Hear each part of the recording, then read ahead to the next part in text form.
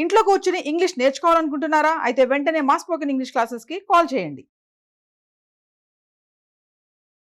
Hello నమస్తే welcome to Suman TV. నేను కీర్తి. ప్రస్తుతం మనతో 33 ఇయర్స్ ఆఫ్ టీచింగ్ సర్వీస్లో ఉండి కేంద్రీయ విద్యాలయం నుంచి రిటైర్ అయిన టీచర్ ఎల్ కృష్ణకుమారి గారు ఇప్పుడు మనతో ఉన్నారు.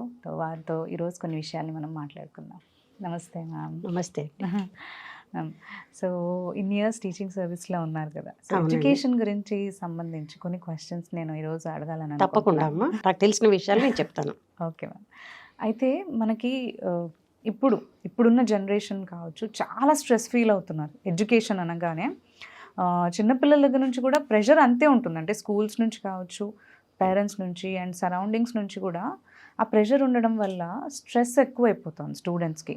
అండ్ వాళ్ళకి రిక్వైర్డ్ స్కోరింగ్ రాకపోయినా కానీ, అలాంటివి ఏమన్నా కొన్ని అన్ఎక్స్పెక్టెడ్ థింగ్స్ జరగగానే వెంటనే వాళ్ళ స్ట్రెస్తో రాంగ్ డెసిషన్స్ తీసుకోవడము, కొన్నిసార్లు అయితే మార్క్స్ తక్కువ వచ్చాయని సూసైడ్స్ చేసుకోవడము, ఇలాంటివన్నీ కూడా జరుగుతూ ఉన్నాయి. అవును. సో ఆ స్ట్రెస్ని కొంచెం తగ్గించి, లేదంటే వాళ్ళకి స్టడీస్ అనేది కొంచెం ఈజీగా చేయాలి అంటే స్కూల్స్లో ఎలాంటి చేంజెస్ తెస్తే ఇవన్నీ కూడా మనం తగ్గించవచ్చు అని అంటారా? దీనికి ముఖ్యంగా మనం స్టార్టింగ్ నుంచి తీసుకుంటే గవర్నమెంట్ లెక్క ప్రకారము ఇదివరకు ఒక 30-40 ఇయర్స్ క్రితము స్కూల్లో పంపడానికి 5 ఇయర్స్ కంప్లీట్ అవ్వి ఈ తర్వాతనే స్కూల్లో అడ్మిషన్స్కి పంపేవాళ్ళు.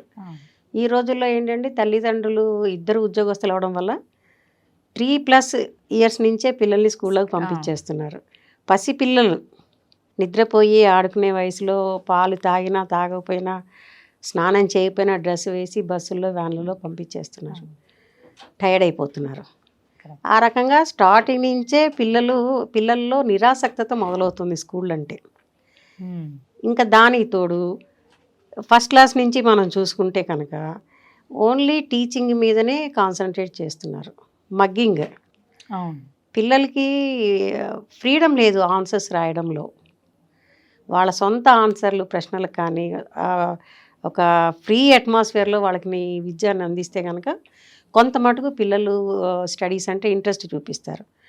అది కాకుండా ఇంకా ఒక్క స్టడీసే కాకుండా మనం వేరే యాక్టివిటీస్ కూడా ఇంక్లూడ్ చేయాలి, తప్పనిసరిగా చేయాలి. యాజ్ పర్ ఎన్సిఎఫ్ ఏంటంటే 2 పీరియడ్స్ తర్వాత ఒక లైట్ పీరియడ్ కంపల్సరీగా పిల్లలకి ఇవ్వాలి. కంటిన్యూస్గా టీచింగ్ అంటే పిల్లలు వినలేరు. ఫర్ ఎగ్జాంపుల్, ఒక గ్లాస్ ఉంటుంది, గ్లాస్లో నీళ్లు ఒక లెవెల్ వరకే పడతాయి, తర్వాత పోస్తే కింద పడిపోతాయి. అవి సబ్జెక్ట్ అయినా అంతే, చదువు అయినా అంతే. 2 పీరియడ్స్ తర్వాత వాళ్ళు రిక్రియేట్ అవ్వాలి, వాళ్ళ మనసు రిక్రియేషన్ అవ్వాలి. లైట్ పీరియడ్స్ లైక్ మ్యూజిక్ కానీ, గేమ్స్ కానీ, స్పోర్ట్స్ కానీ, ఇలాంటివి ఏమన్నా తప్పనిసరిగా ఇంక్లూడ్ చేసి తీరాలి. అప్పుడే ఏంటంటే పిల్లల్లో స్ట్రెస్ తగ్గుతుంది. ఇంకా ఏంటంటే జనరల్గా నేటి సమాజంలో ఏంటంటే గవర్నమెంట్ స్కూల్ అంటే ఒక రకమైన అపోహ ఉంది. అవును, గవర్నమెంట్ స్కూల్ అనగానే అదేదో చిన్నతనంగా ఫీల్ అవుతారు. That is wrong. ఇప్పుడు ప్రైవేట్ స్కూళ్ళని కూడా మనం తక్కువ అనడానికి లేదు, నా ఉద్దేశం వాళ్ళని తక్కువ చేసి మాట్లాడాలని కాదు. కాకపోతే వాళ్ళు కూడా ఏంటంటే ప్రతి 2 పీరియడ్ల తర్వాత పిల్లలకి లైట్ పీరియడ్లు ఇచ్చి ఆన్సర్లు వాళ్ళ సొంతగా రాసుకునే ఆన్సర్లు కూడా కన్సిడర్ చేసి పిల్లల్ని ఎంకరేజ్ చేస్తూ ఉంటే ఈ స్ట్రెస్ అనేది కొంత మటుకు తగ్గుతుంది. ఇంకా ఒకటి ఏంటంటే ఈ పిల్లలందరికీ చదువు ఒకటే కాదు, బతకడానికి చాలా రకాల ఐటమ్స్ ఉంటాయి. సో అవన్నీ స్లోగా ప్రైమరీ లెవెల్ నుంచే మనం డెవలప్ చేస్తే ఆ కాన్ఫిడెన్స్ పెరుగుతుంది పిల్లల్లో. కాబట్టి మనం వీటిని చేయాలన్నమాట. సపోజ్ మ్యాథమెటిక్స్ మనం ఇంక్రీజ్ చేయాలనుకోండి, వాళ్ళ స్కిల్ని ఒక 10-15 ఐటమ్స్ పెట్టి మెమరీ టెస్ట్ అంటాం మనం. టేబుల్ మీద ఐటమ్స్ పెట్టి కౌంట్ చేయమంటాం. దాంతో 2 లాభాలు ఏంటంటే వాళ్ళ మెమరీ పెరుగుతుంది, ఇంకోటి అక్కడ కౌంటింగ్ మీద వాళ్ళ కాన్సన్ట్రేషన్ పెరుగుతుంది.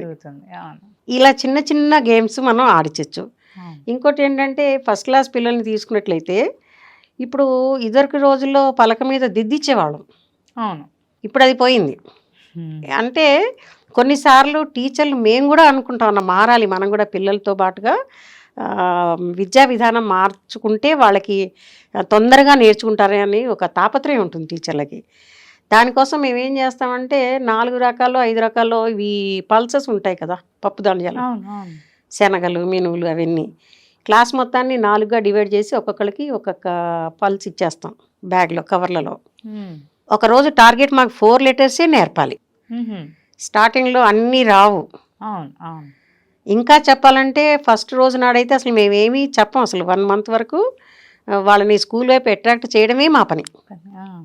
నిమ్మళంగా బయటికి తీసుకెళ్ళి ఆ లెటర్స్ షేప్లో పిల్లల్ని నుంచోపెట్టి మట్టిలో గీతలు గీసి అక్షరాలు గీసి దాని మీద నుంచోబెట్టి ఆ రకంగా ప్లేవే మెథడ్లో కూడా మేము టీచింగ్ చేయడానికి ప్రయత్నిస్తే పిల్లలకి ఆ ఫ్రీ అట్మాస్ఫియర్, స్కూల్ అంటే వాళ్ళకి